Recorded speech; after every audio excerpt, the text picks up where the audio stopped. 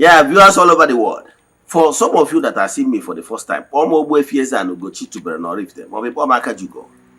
Abụ m onye isi nchụaja na Ugochi tubere na temple. Anyị na-agba afa miri emi dụkwazi ọrụ mmụọ dị iche iche. Abụkwazi m onye isi nchụaja na ọdịnala Restoration Evangelical Mission, bụ onye mgbasa ozi ọdịnala Igbo. So you can call me a priest or an evangelist. I will answer. My mission is to help people live better life. N'ụbọchị taa n'oge awa nke isiokwu. Isiokwu anyị ji wee bịa bụ why you should avoid envy and jealous. When I call na envy and jealous, we can destroy mmadụ. Ọ bụrụ taa ka o bidoro. Ọ bụrụ taa ka o bidoro. Ekwuru na anya ukwu. O bidogoro from time immemorial. Ịlọta the story agwara anyị gbasara Cain and Abel. Ekwuru na anya ukwu bụ ihe butere ya. Ekwuru na anya ukwu na asa ọnụ kasị na ha abụ ofu mana ha bụrụ ofu. Mma akọwara gị ya. Ọnwụgwọ ọtụtụ ndị mmadụ o destroy and ọ ekwuru na anya ukwu a ga-eme destroy mmadụ dịka David. Yes. O destroy ọtụtụ prominent people. Ebe onye nọ, ebe onye anọ na-agụ ya. Ihe bụ ekwuru bụ mgbe anwa ịhapụrụ ihe ị nwere, ịdị self-contented with ihe ị nwere. Ịfụ nke onye ọzọ ọ na-agụ gị. Ụfọdụ nke onye ọzọ a na-agụ gị abụrụ na habit, but no kama ihe eri ịbọsa ya abọsa.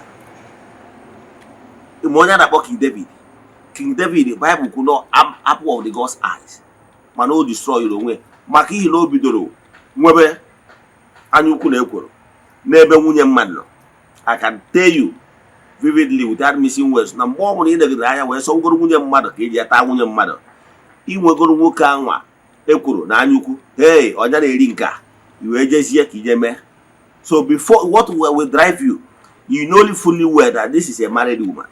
You go after that married woman, inwegoro die ekworo nwere anya ukwu nwere ntaji anya, ọ ihe nke a ka ọ na-eri ka ije test ya. So ekworo na anya ukwu ahụ ihe butere ọtụtụ ihe ji eme n'ụwa. Taa m etiworo ya aka oyibo nsogbu ka m gwa gị ihe dị iche na ekworo ya na anya ukwu, gwa gị ihe kpatara ị ga-eji wee avoid ya. I can tell you, ekworo na anya ukwu destroy ọtụtụ ndị mmadụ, destroy ya ndị ka gị nwee bụrụ mmadụ na ndụ a, ndị ka gị nwee onyinye amara. Ihe a na-agwa gị come across board, ma ndị nwere call ma ndị nwere call. Ọtụtụ ndị mmadụ tiri aka na ekworo na anya ukwu wee na-aha n'iyi napụ ha ihe ha jide ebube. Before we dive into today's lecture, important announcement. Echefuna na ya na month of September no echi niile bụ 16th ka anyị ga-eme that ya na-ekwu maka ya.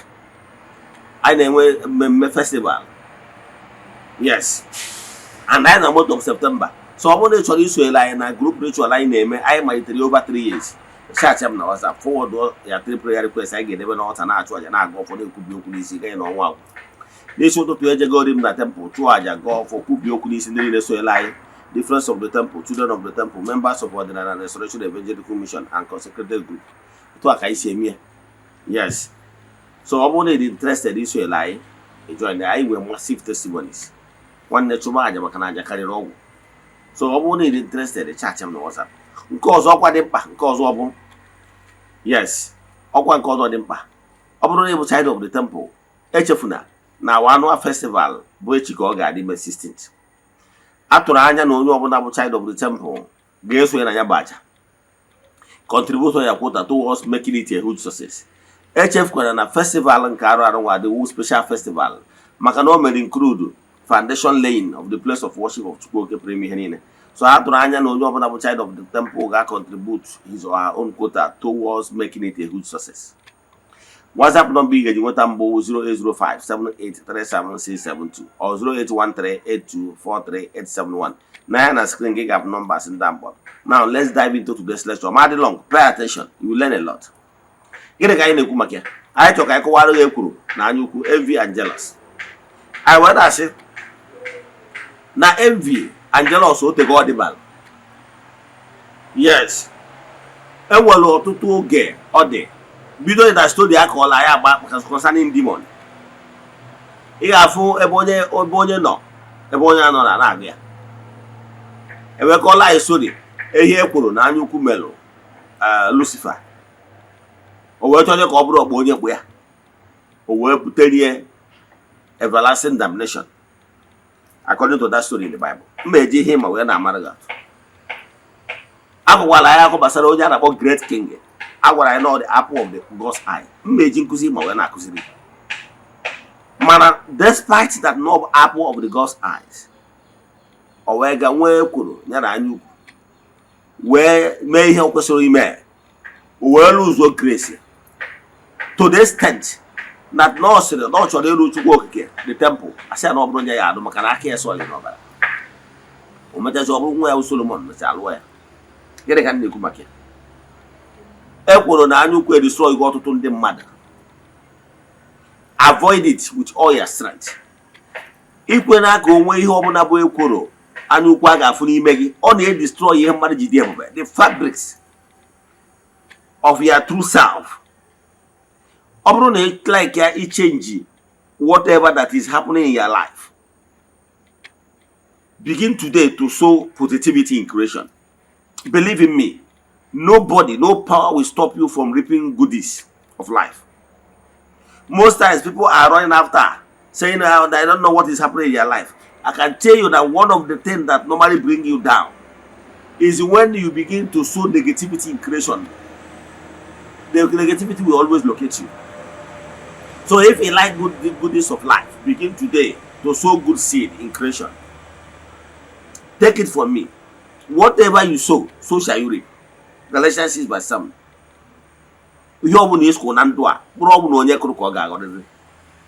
So bido kuba mkpụrụ dị mma. Hapụ ekworo, hapụ anyukwu. Hapụ egbe buru ibe ya agbụ ya. Hapụ ịdị nje inwe ntaji anya na mgbe ịfụrụ mmadụ ibe gị na-aga n'iru. Mmadụ ibe gị gaa n'iru ịma ihe iyi ekwu si na ọgwọrọ ọgwụ ego.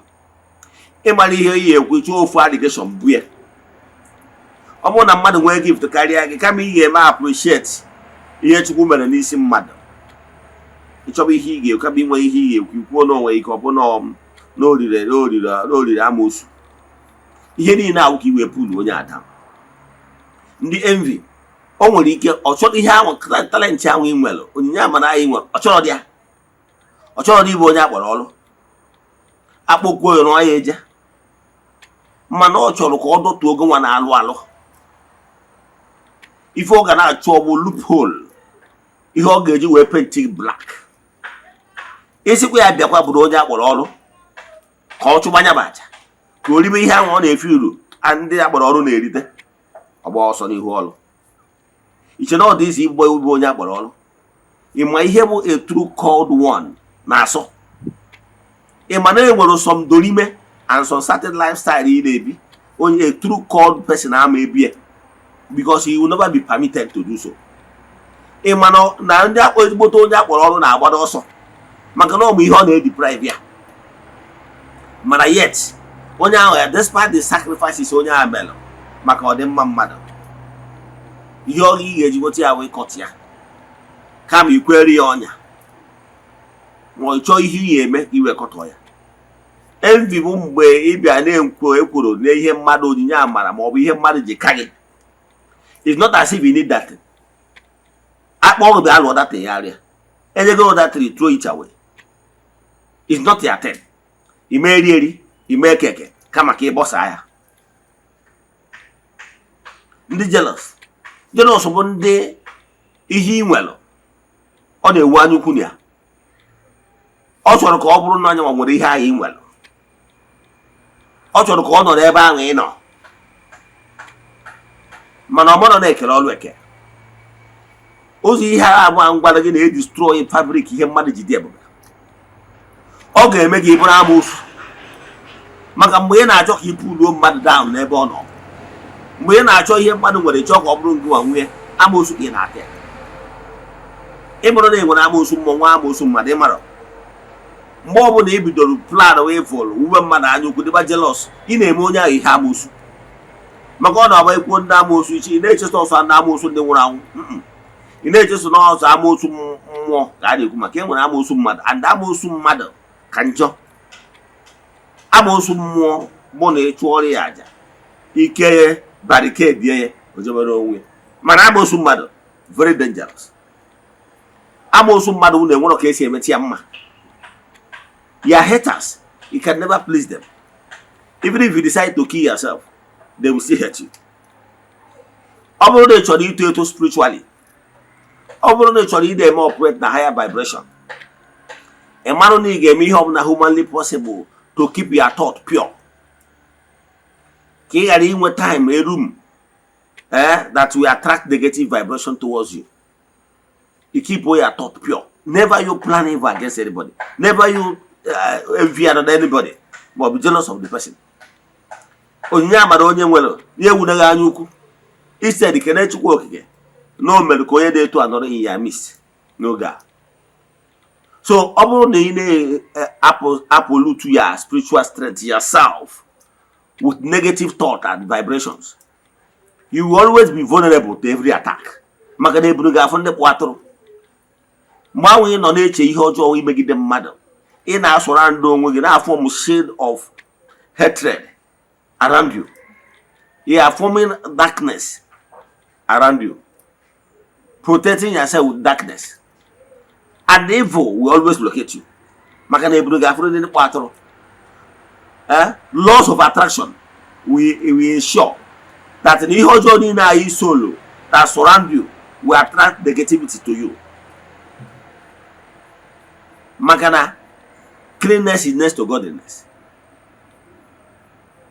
Dirtiness of the mind is next to evil and demons.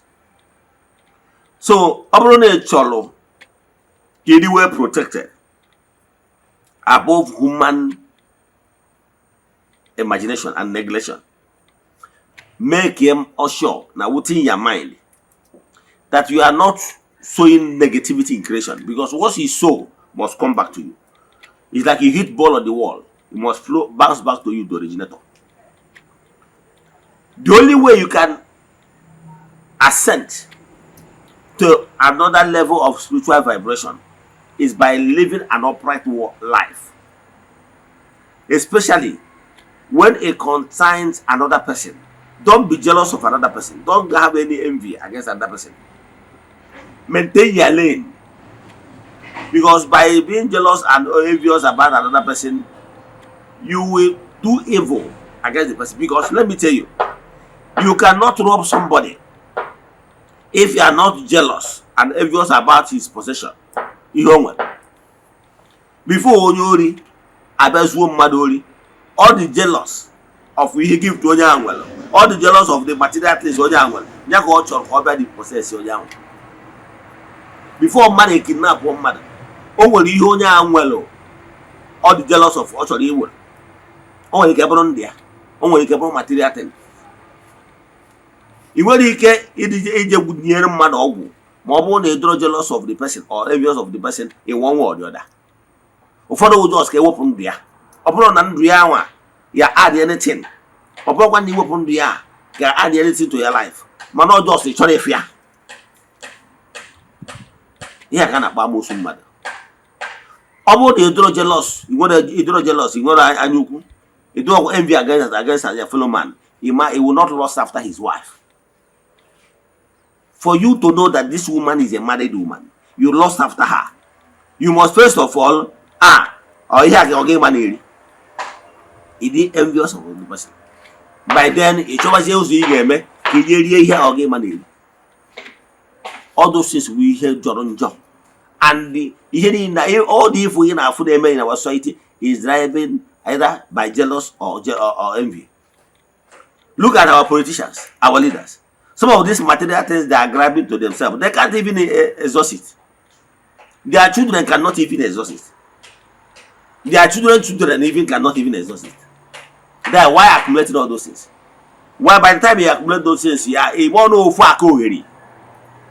Of whom one will for a cohery, you hope that I will call the really area than the Batalego. Or squander everything. So, what am I saying? In a life, live in the present.